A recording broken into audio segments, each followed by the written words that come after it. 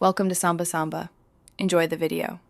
You begin by confirming the fabric type and isolating the burnt area.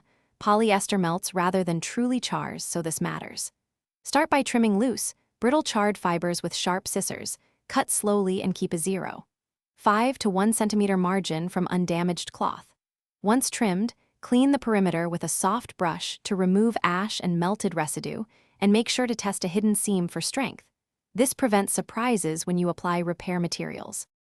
Now you rebuild strength and surface continuity. For small holes, stitch with polyester thread using close, even stitches to redistribute tension. Polyester thread matches stretch and heat behavior.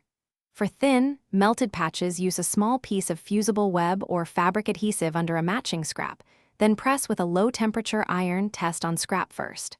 Once fused, gently nap the surface with a soft toothbrush to blend fibers, and make sure to keep heat low because polyester melts again quickly. Finish by trimming any excess patch close to the repair and reinforce the edges with tight top stitching so the fix travels with the fabric. If scorch discoloration persists, apply a matched fabric dye or marker sparingly to even tone. Test on a hidden area first. If the fabric is stiff, gently steam to relax fibers.